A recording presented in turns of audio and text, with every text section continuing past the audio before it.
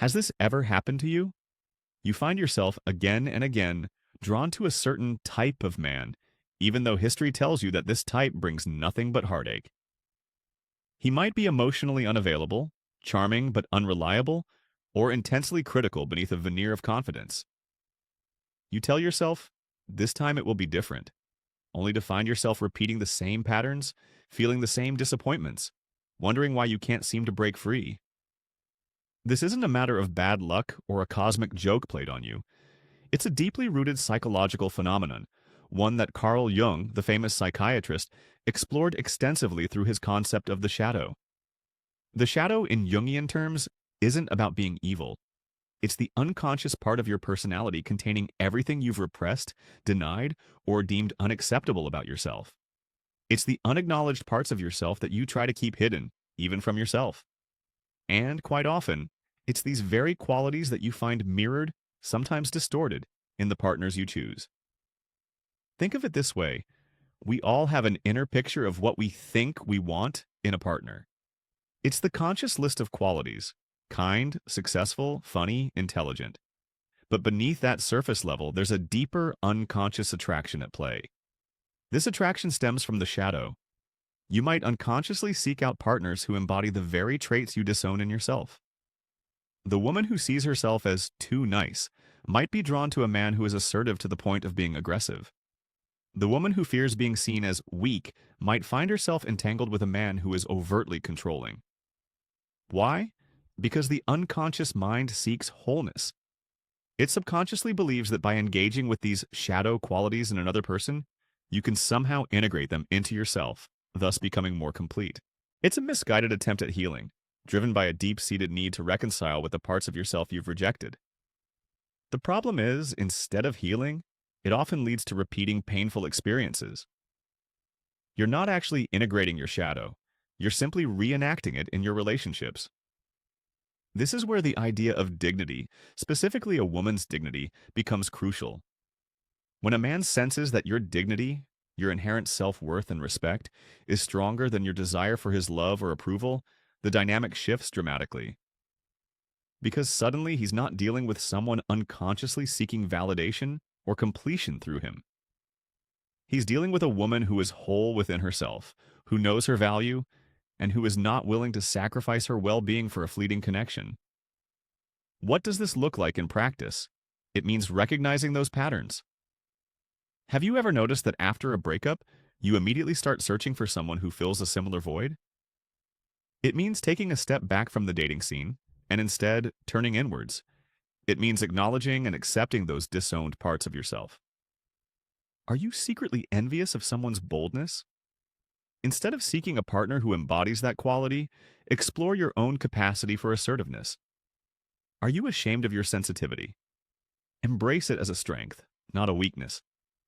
The path to breaking free from these toxic patterns isn't about finding the perfect man. It's about becoming the woman you were always meant to be. A woman who is secure in her own worth, who doesn't need a partner to complete her, and whose dignity shines brighter than any fleeting attraction. A woman who is free. When a man encounters a woman who possesses this unwavering dignity, something profound shifts in his perception. It's not just about physical attractiveness or shared interest anymore. He senses a self-sufficiency, an inner strength that trumps the need for external validation. This isn't about playing hard to get or manipulating his emotions. It's about genuine self-possession, a deep understanding of your own worth that radiates outwards. Think of it from his perspective, though. Most men, consciously or unconsciously, are accustomed to a certain dynamic. They're used to women who, to some extent, seek their approval, who adapt their behavior to fit his expectations, who perhaps even sacrifice their own needs for the sake of the relationship. This isn't necessarily malicious on his part. It's often just the ingrained pattern of how relationships have traditionally been structured. But when he encounters a woman who refuses to play that game, who remains true to herself regardless of his reactions, it's a wake-up call. He might initially be confused, even challenged. His usual tactics might not work. Attempts to subtly manipulate or control might be met with quiet, firm resistance. He'll start to notice that you don't hang on his every word, that you have your own passions and interests that are independent of him, and that you're perfectly content in your own company. This is where the fear, or rather the respect, begins to set in. This respect isn't born out of fear of losing you, at least not initially. It's a deeper, more fundamental respect for your integrity. He recognizes that he can't simply charm or manipulate his way into your life. He has to genuinely earn your trust and affection. He has to step up and meet you on equal ground instead of expecting you to adapt to his terms. Now, let's connect this back to the Jungian concept of the animus, the unconscious masculine side of a woman's psyche. Often, women who struggle with maintaining their dignity in relationships are disconnected from their own animus. They may suppress their assertiveness, their ambition, their ability to set boundaries. They might unconsciously project these qualities onto their partners, seeking a man who embodies the strength and decisiveness they lack within themselves. But when a woman embraces her animus, when she cultivates her own inner strength and independence, she no longer needs a man to complete her. She becomes her own authority, capable of making her own decisions and setting her own course. This doesn't mean becoming masculine in the traditional sense. It means integrating the healthy aspects of masculine energy, assertiveness, logic, independence, into her existing feminine essence. When a man senses this integration, this inner wholeness, he's not just attracted to you physically or emotionally. He's attracted to the power you embody. He sees a woman who is not defined by her relationship status, who doesn't need his validation, and who is capable of creating a fulfilling life on her own terms. This is a powerful and intoxicating combination. It's the essence of true feminine empowerment. And it all stems from that unwavering dignity, that inherent sense of self-worth that refuses to be compromised. But this isn't just about attracting a better kind of man. It's about something far more profound, liberating yourself from the cycle of seeking external validation. Think of the Stoic philosophers like Seneca or Marcus Aurelius. They emphasized the importance of inner virtue and self-control, arguing that true happiness comes not from external circumstances, but from cultivating a strong inner character. They believe that we should focus on what we can control, our thoughts, our actions, our choices, and accept what we cannot, such as the opinions of others or the unpredictable nature of life. This Stoic principle is directly relevant to the dynamic we're discussing. When you prioritize your dignity above all else, you are essentially choosing to focus on what you can control, your own self-worth, your own boundaries, your own choices. You're refusing to let your happiness depend on the approval or affection of another person. You're taking responsibility for your own emotional well-being instead of outsourcing it to someone else. This is an incredibly empowering shift. It frees you from the constant need to please, to adapt, to compromise your values in order to maintain a relationship. Because let's be honest, how much energy have you spent in the past trying to decipher what a man wants, trying to anticipate his needs, trying to mold yourself into the perfect partner? How exhausting is that? And how often does it actually work? More often than not, it leads to resentment, frustration, and a sense of losing yourself in the process. When a man sees that your dignity is stronger than your love for him, he also sees that you are not easily manipulated. He understands that he can't simply rely on charm, flattery, or emotional manipulation to get what he wants. He has to treat you with respect, honesty, and integrity. If he doesn't, he knows that you will walk away. This isn't about being cold or unfeeling. It's about having the self-respect to protect your own boundaries and prioritize your own well-being. It's about understanding that you deserve to be treated with kindness, respect, and consideration, and that you are not willing to settle for anything less. Think about the women you admire most, the women who exude confidence, strength, and grace. What do they have in common? They know their worth. They don't seek validation from others. They live their lives according to their own values, regardless of what anyone else thinks. This is the kind of woman you have the potential to become. It's not about being perfect or having it all figured out. It's about embracing your imperfections, learning from your mistakes, and continuously striving to become the best version of yourself. It's about understanding that your worth is inherent, not something you have to earn or prove. And when you embody this level of self-acceptance and self-respect, you attract a different kind of man. A man who appreciates your strength, respects your boundaries, and is willing to meet you on equal ground. Let's delve into the potential reactions you might encounter when you embody this empowered dignity. Not every man will be receptive to it, and that's perfectly okay. Some men will be intimidated, threatened, or simply unable to understand a woman who doesn't fit their preconceived notions of how women should behave. These are the men you want to weed out. They might try to gaslight you, telling you that you're being too sensitive or too demanding. They might try to manipulate you into doubting your own perceptions or compromising your values. They might even accuse you of being unfeminine or intimidating. Don't fall for it. These are simply attempts to regain control and reassert the old dynamic. Remember, your dignity is not up for negotiation. It's not something you should compromise to appease someone else's insecurities or outdated expectations. Stand firm in your convictions and trust your intuition. If a man makes you feel uncomfortable, disrespected, or undervalued, it's perfectly okay to walk away. This is where the concept of abstinence, not just from sex, but from seeking validation from others, becomes a powerful tool.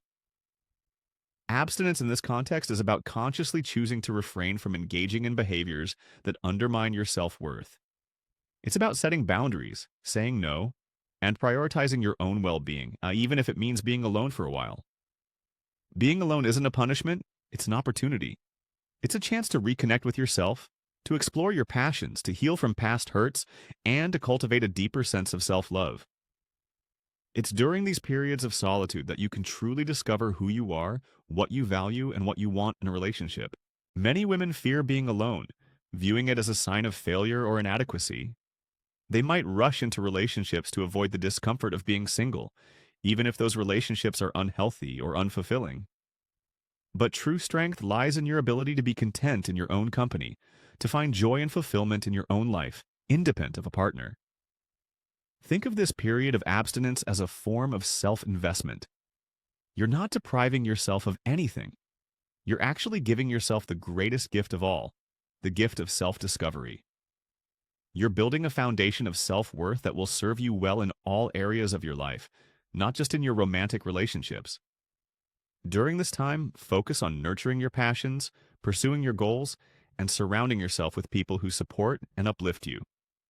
Practice self-compassion and treat yourself with the same kindness and understanding you would offer a dear fry. And remember, you are not alone. Many women have walked this path before you, and many more will follow. Embrace the journey, trust the process, and know that you are capable of creating a life that is filled with joy, purpose, and authentic connection. Now let's talk about healing from past hurts. Often, the patterns we repeat in relationships stem from unresolved trauma or unhealed wounds. Perhaps you experienced emotional neglect in childhood or a painful betrayal in a previous relationship. These experiences can leave lasting scars, influencing your beliefs about yourself, your expectations of others, and your approach to relationships. These past hurts can create what are often called attachment wounds. In the simplified view, these wounds can manifest as anxieties in relationships, a fear of abandonment, believing people will leave you, fear of intimacy, difficulty trusting others, or an overwhelming need for reassurance. These wounds unconsciously shape the way you navigate relationships, often leading to repeating unhealthy patterns. It's crucial to acknowledge and address these wounds in order to break free from the cycle of toxic relationships. This might involve seeking therapy, practicing self-compassion, or engaging in other healing modalities. It's important to remember that healing is a process, not a destination. There will be ups and downs, setbacks, and breakthroughs. Be patient with yourself and celebrate your progress along the way. This is where shadow work, inspired by Carl Jung, can be invaluable. Think of shadow work as acknowledging and integrating the repressed, wounded parts of yourself. This doesn't mean dwelling on the past or blaming others. It means taking responsibility for your own healing and choosing a new path forward. When you start to heal these wounds, you'll naturally begin to embody a greater sense of dignity and self-worth. You'll no longer need to seek validation from others because you'll have found it within yourself. You'll be less likely to tolerate disrespect or abuse because you'll know that you deserve better. You'll be free to choose relationships that are based on genuine love, respect, and mutual support, rather than on a desperate need for validation or a fear of being alone. Also consider that sometimes your animus, the unconscious masculine side, might have taken on distorted forms due to past experiences. Maybe you learn to associate assertiveness with aggression or independence with isolation. Healing involves redefining these qualities in a healthy way, cultivating your inner strength without sacrificing your compassion or vulnerability. Reconnecting with your inherent dignity allows you to see things as they truly are. You no longer have to view yourself or your relationships through the lens of past trauma or unhealed wounds. You are free to choose relationships that align with your values, support your growth, and bring you joy. And if a relationship doesn't meet those standards, you have the strength and self-respect to walk away, knowing that you deserve nothing less than true love and happiness. You gain the ability to discern a man's true intentions, recognizing manipulation or disrespect before it takes root, and safeguarding your inner peace. The woman who knows her worth doesn't chase, she chooses.